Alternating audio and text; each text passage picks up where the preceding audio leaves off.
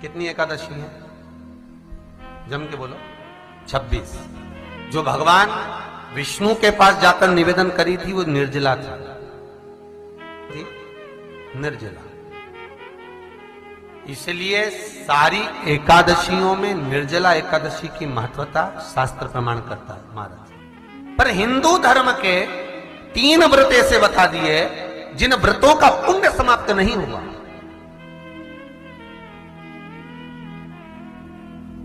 हिंदू धर्म के 3 व्रत ऐसे हो गए जिनका पुण्य समाप्त नहीं हुआ महाराज। क्यों?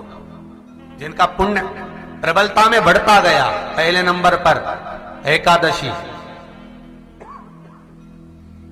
दूसरे नंबर पर प्रदोष और तीसरे नंबर पर शिवरात्रि। एकादशी आकर खड़ी हो गई। अब निर्जला के दिन शिव महापुराण की कथा कहती है, स्कंद पुराण कहती है कि आप वर्ष भर की एकादशी का क्रम भले ना करें, पर निर्जला एकादशी के दिन जो तुलसी हम ठाकुर जी को समर्पित करते हैं, वो तुलसी, ध्यान देना, वो तुलसी अगर मान लो आपके पास में रखी है,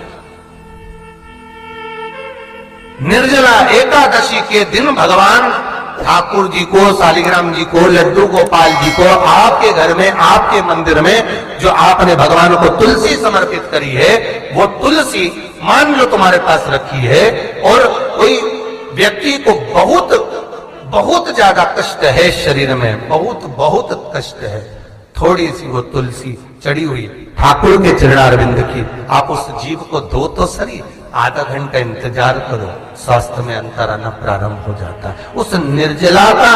क्योंकि निर्जला ऐसी एकादशी है जिसने जगत में जाकर, देवताओं के पास जाकर निवेदन करा है जग कल्याण के। जितनी भी माताएं एकादशी का व्रत करती, बहुत ध्यान से सुनना आज की कथा को, शायद जिंदगी में मिली ना मिली, और ये कथा का रिश्ता तो बहुत ध्यान से सुनना। स्कंद पुराण यहां तक कहती है कि इस कथा के चरित्र को जो श्रवण कर लेता है उसको 26 एकादशी करना भी नहीं पड़ती। इस एकादशी की केवल ये कथा सुनकर ही वो तर जाता है। बहुत ध्यान से सुनना इसको, कथा को। एकादशी के दिन जब आप जल शंकर को चढ़ाने तो रोज ही जाते हैं, जब एकादशी का दिन रहे और शंकर जी के मंदिर में आप जल समर्पित करें तो 3 बार मुख से स्वधा स्वधा स्वधा या स्वधा स्तोत्र का पाठ, जिसमें 12 श्लोक, 2-4 हैं। पैसा तो आ रहा है पर घर में टिक नहीं रहा। डॉक्टर में, पुलिस में, एक्सीडेंट आदि में, कहीं गलत जगह पर, व्यसन में अगर पैसा जा रहा है, जुए में, मांसाहार, मदिरा पान, या कहीं आया पैसा, पैसा आने में कमी नहीं, आ रहा है पर टिक नहीं रहा, रुक नहीं रहा। कोई मांगने आ गया, दे दिया, फिर वहां से अपने पास नहीं आ रहा, अपन कह रहे हैं भैया हमारा पैसा लौटा दो, नहीं आ रहा। तो महाराज शिव महापुराण की कथा कहती है एकादशी के दिन गंगा के जल में मात्र 7 बेलपत्री डालकर जो नंदीश्वर भगवान, अर्थात जो शंकर जी के शिवलिंग के सामने नंदी होता है, उस नंदी के चरण पर गंगा का जल चढ़ाकर बेलपत्री शिव पर समर्पित कर देता है, उसके घर में रुपया रुकना चालू हो जाता है, फिर वो गलत जगह पर नहीं जाता, गलत स्थान पर वो धन जाएगा ही नहीं। तूने समझा, मांग तुझे क्या चाहिए। एकादशी ने भगवान विष्णु से कहा, नाथ प्रभु वर दे दो, मृत्यु लोक में जो मनुष्य मेरा व्रत करेगा, चाहे जलचर, थलचर, वायुचर या सांसारिक मनुष्य, मेरा अगर एकादशी का व्रत करेगा, प्रभु उसके यहां धन धान्य वैभव सुख संपदा बढ़ेगी और उस जीवात्मा को नरक नहीं भोगना पड़ेगा, सीधे वैकुंठ का उसको वास मिलेगा। जब जीव आत्मा को लेकर चला जाएगा, यम के दूत जब बंदी बनाकर ले जा रहे होंगे उस जीवात्मा को, जिसके प्राण छूटे होंगे, यम के दूत जब बंदी बनाकर ले जा रहे होंगे, तब मुझे वर दो कि मैं इसका हाथ पकड़कर बेतन्नी से पार उतार कर सारे नरकों से निकालती हुई आपके धाम में लेकर आऊं। भगवान ने वर दे दिया, तथास्तु। हे एकादशी सुनो, मृत्यु लोक का मनुष्य अन्न का त्याग कर कर, क्योंकि अन्न में एकादशी के दिन पाप पुरुष रहता है, अन्न का त्याग कर कर एकादशी के दिन जो मनुष्य तुम्हारा व्रत धारण करेगा, उस व्रत को करेगा और उस व्रत को धारण करेगा, उसकी मनोकामना पूर्ण होकर वो मेरे ही धाम को जाएगा। ये तो हुआ एकादशी के जन्म की कथा। एकादशी के दिन गंगा के जल में मात्र 7 बेलपत्री डालकर जो नंदीश्वर भगवान अर्थात जो शंकर जी के शिवलिंग के सामने नंदी होता है, उस नंदी के चरण पर गंगा का जल चढ़ाकर बेलपत्री शिव पर समर्पित कर देता है, उसके घर में रुपया रुकना चालू हो जाता है। फिर वो गलत जगह पर नहीं जाता, गलत स्थान पर वो धन जाएगा ही नहीं। बेटा अगर व्यसन में पड़ा हुआ है, मदिरा पान में पड़ा हुआ है, मांसाहार में, जुए आदि में जा रहा है, तुम्हें लग रहा है कि मेरा बेटा गलत मार्ग पर जा रहा है, ये मित्र दोस्ती गलत हो रही है, वो सही जगह पर आ जाए। करना है एकादशी। कई लोग इसको धन के लिए भी करते हैं, संपदा के लिए। संपदा के लिए अर्थात जिसका व्यापार नहीं चलता, जिसके घर में पैसा नहीं आता, या नौकरी नहीं लग रही, या सर्विस नहीं लग रही, आप अप्लाई कर रहे हो, जगह जगह जाकर इंटरव्यू भी दे रहे हो और पैसा नहीं आता, तो उसके लिए भी प्रयास किया जाता है। पर उसके लिए यहाँ पर जो धन के लिए करते हैं, उसके लिए विष्णुपदी के लिए करते हैं। मतलब जैसे गंगा के जल में तुलसी के 11 पत्ते डाले जाते हैं और उसको किसी भी नारायण के मंदिर में राम कृष्ण शिव शंकर नहीं, राम कृष्ण भगवान विष्णु दत्त आदि जितने नारायण के मंदिर हैं, उस मंदिर में किसी भी पात्र में, एक छोटे से पात्र में उसको भरकर रखी आते हैं महाराज। उससे भी जॉब सर्विस नौकरी में सफलता प्राप्त हो जाती है, परंतु वो भी एकादशी को ही होता है। कुछ देर तक पात्र को रखा जाता है, फिर वही पात्र का जल किसी भी वृक्ष के नीचे डाल दिया जाता है, उससे भी नौकरी के लिए फायदा मिलता है। गंगा का जल कोई साधारण नहीं। दशमी, एकादशी और द्वादशी, इन 3 तिथियों पर एक रोटी में थोड़ा सा मीठा रखकर सोमक पितृ का नाम लेकर यदि गाय को खिला दिया जाता है, तो अगर कोई पूर्वज प्रेत योनि में भी पड़ा हुआ होता है, भटक रहा होता है, जिसको पिंड नहीं मिला, जो अचानक मर गया होता है, अधोगति में चले गया होता है, उस जीव की मुक्ति दशमी, एकादशी और द्वादशी, ये 3 दिन सोमक पितृ का नाम लेकर रोटी में, पूड़ी में मीठा रखकर अगर गाय को खिला दिया जाता है, ये 3 दिन तक, तो वो पितृ कभी भटकते नहीं है, उनको मुक्ति प्राप्त हो जाती है, मोक्ष में। नहीं, एकादशी है कौन? क्यों इसकी इतनी प्रधानता है? क्यों इसकी पुण्यता है? ऐसा क्या है एकादशी में जो इसकी पुण्यता मानी जाए? कौन है ये जो भगवान नारायण तक एकादशी का व्रत करते हैं? सुभद्रा जी को भगवान जगन्नाथ ने, जगदीश ने एकादशी का व्रत कराया था। बद्रीनारायण भगवान को माता लक्ष्मी ने एकादशी का व्रत कराया था। क्यों?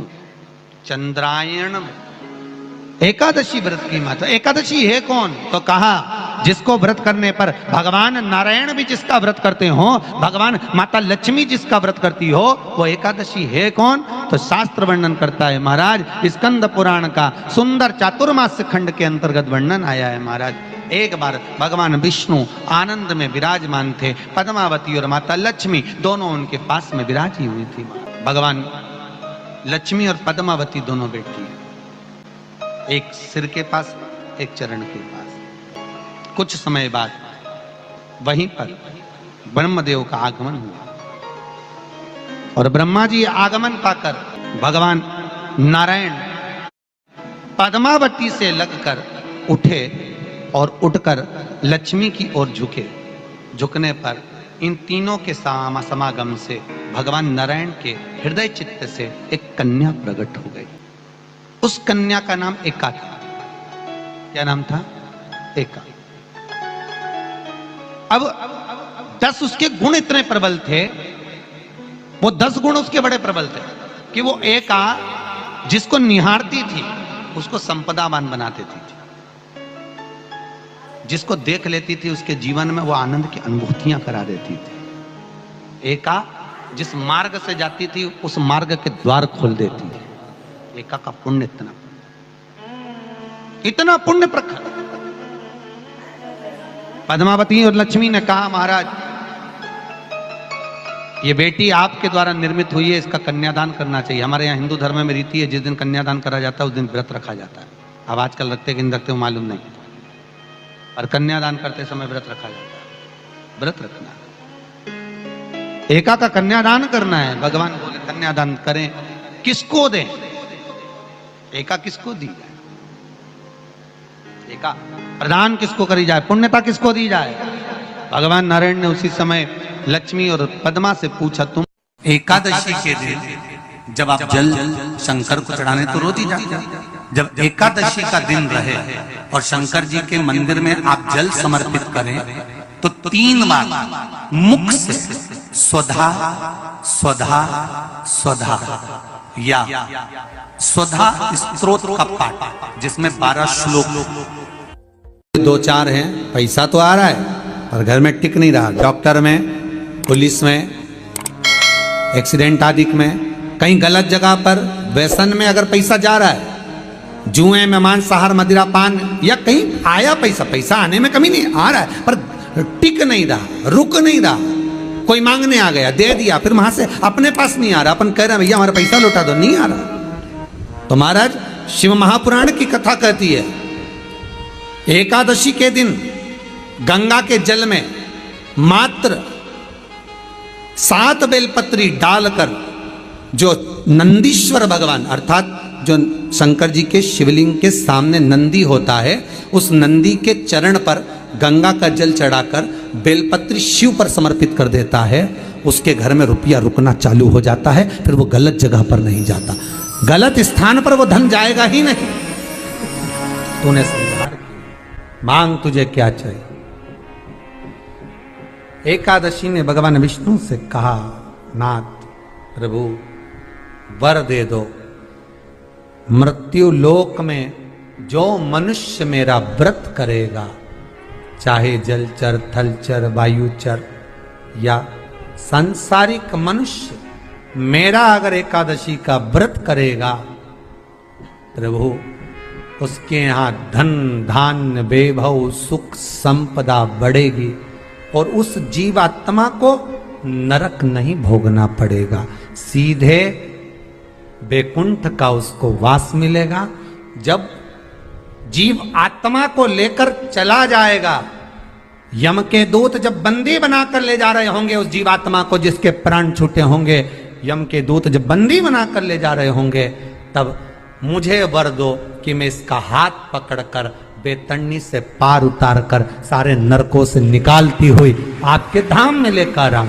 भगवान ने वर दे दिया, तथास्तु। हे एकादशी सुनो, मृत्यु लोक का मनुष्य अन्न का त्याग कर कर, क्योंकि अन्न में एकादशी के दिन पाप पुरुष रहता है, अन्न का त्याग कर कर एकादशी के दिन जो मनुष्य तुम्हारा व्रत धारण करेगा, उस व्रत को करेगा और उस व्रत को धारण करेगा, उसकी मनोकामना पूर्ण होकर वो मेरे ही धाम को जाएगा। ये तो हुआ एकादशी के जन्म की कथा। एकादशी के दिन गंगा के जल में मात्र 7 बेलपत्री डालकर जो नंदीश्वर भगवान अर्थात जो शंकर जी के शिवलिंग के सामने नंदी होता है, उस नंदी के चरण पर गंगा का जल चढ़ाकर बेलपत्री शिव पर समर्पित कर देता है, उसके घर में रुपया रुकना चालू हो जाता है। फिर वो गलत जगह पर नहीं जाता, गलत स्थान पर वो धन जाएगा ही नहीं। बेटा अगर व्यसन में पड़ा हुआ है, मदिरा पान में पड़ा हुआ है, मांसाहार में, जुए आदि में जा रहा है, तुम्हें लग रहा है कि मेरा बेटा गलत मार्ग पर जा रहा है, ये मित्र दोस्ती गलत हो रही है, वो सही जगह पर आ जाए। करना है एकादशी।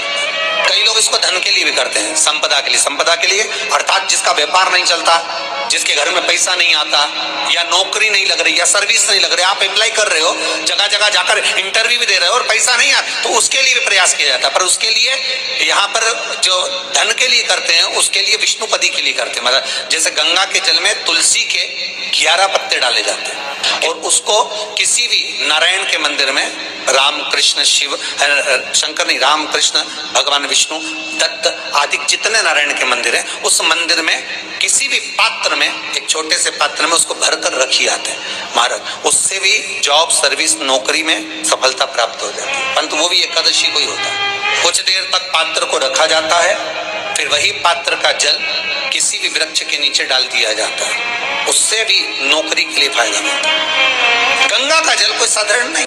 दशमी, एकादशी और द्वादशी, इन 3 तिथियों पर एक रोटी में थोड़ा सा मीठा रखकर सोमक पितृ का नाम लेकर यदि गाय को खिला दिया जाता है, तो अगर कोई पूर्वज प्रेत योनि में भी पड़ा हुआ होता है, भटक रहा होता है, जिसको पिंड नहीं मिला, जो अचानक मर गया होता है, अधोगति में चले गया होता है, उस जीव की मुक्ति दशमी, एकादशी और द्वादशी, ये 3 दिन सोमक पितृ का नाम लेकर रोटी में, पूड़ी में मीठा रखकर अगर गाय को खिला दिया जाता है, ये 3 दिन तक, तो वो पितृ कभी भटकते नहीं है, उनको मुक्ति प्राप्त हो जाती है, मोक्ष में।